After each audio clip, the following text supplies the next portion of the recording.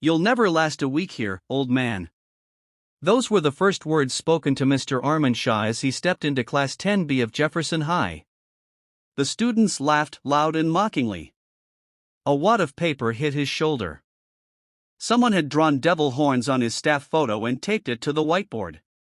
"Welcome to Jefferson High," the school no teacher lasted more than 3 months in. But Mr. Shah didn't flinch. He simply smiled, adjusted his spectacles, and began writing on the board. The class went silent, not out of respect, but confusion. What kind of teacher didn't yell back? Didn't storm out? They didn't know what kind of man he truly was.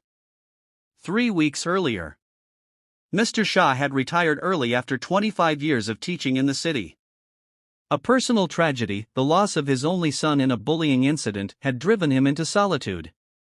But when he heard about Jefferson High and its notorious class of bullies, something stirred inside him. He wasn't coming back for a job. He was coming back for redemption. For his son. For every kid who was ever broken in silence. Day 1, war declared. Class 10B had broken seasoned teachers like dry twigs. They were led by 3 students, Rayan arrogant, rich, and sharp-tongued, Zara the silent manipulator with a cruel laugh, and Dani the brute who obeyed Rayan like a shadow. Together, they'd humiliate teachers in every way imaginable, leaking fake audio clips, mocking accents, recording breakdowns. Their weapons weren't fists. They were cruelty and shame. When Mr. Shah entered the classroom for the first time, they were ready. Rayan smirked, "You sure you know how to use this?" Tossing him a marker like a bone thrown to a dog. The class burst into laughter. Mr. Shah caught it effortlessly, turned to the board, and wrote, "Let's begin with silence. No threats.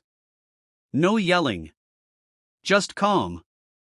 And suddenly, silence fell, not out of obedience, but confusion. Zara narrowed her eyes. "We'll break him." Day 3, the setup. Rayan came up with a plan: hack into the projector, loop an edited video of Mr. Shah screaming at a student, then send it to the principal. All they needed was Shah's reaction on camera, angry, defeated. One push. The next morning, Mr. Shah's briefcase was filled with fake report cards and inappropriate notes. The entire class was filming on hidden phones.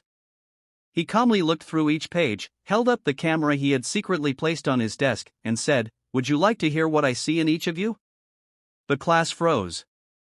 He pointed to Rayan. A leader who's never been told it's okay to cry. Zara. A genius hiding behind cruelty because praise made you uncomfortable. Dani. A protector, used by others. Every insult you throw is a mask. I wore that mask once. Until I buried my son, because no one saw past the anger he showed. The class went dead silent. Then came the twist. 60 seconds that changed everything. A chair screeched as Rayan stood. "Stop pretending like you care. You don't know us." Mr. Shah walked over and gently placed his palm over Rayan's shoulder. "I see you, Rayan. I've been you." For the first time, Rayan didn't know what to say. His face trembled, not with rage, but with confusion. Hurt. Recognition. Your father doesn't listen.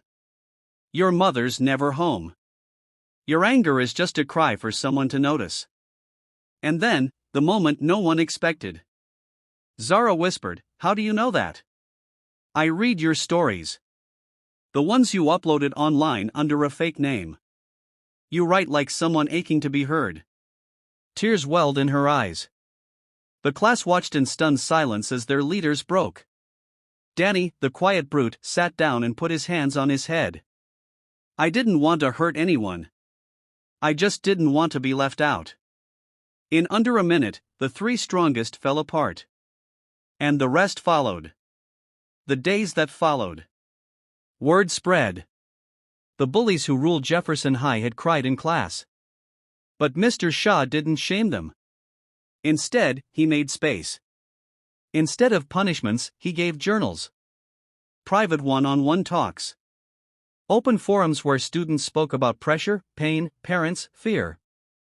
For the first time, Jefferson High had more than just a teacher, it had a healer.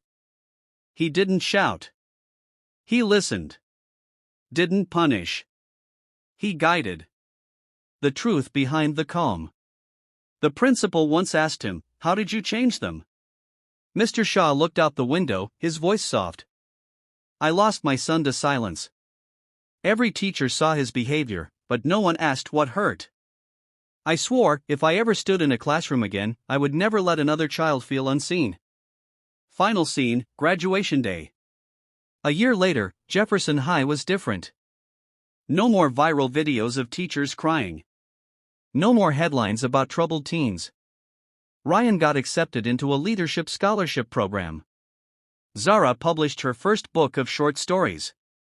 Dani started coaching junior students in football, turning protectiveness into mentorship. And as they stood on stage at graduation, each of them hugged Mr. Shah like he was family. Zara, wiping away tears, said into the mic, "This school gave us lessons. But Sir gave us back ourselves." Message to the audience. Sometimes the strongest scream is silence. And sometimes, the most powerful weapon against bullies is understanding. Bullies aren't born. They're built by pain, by neglect, by fear. But if someone takes the time to see past the mask, they don't need to be broken. They can be rebuilt.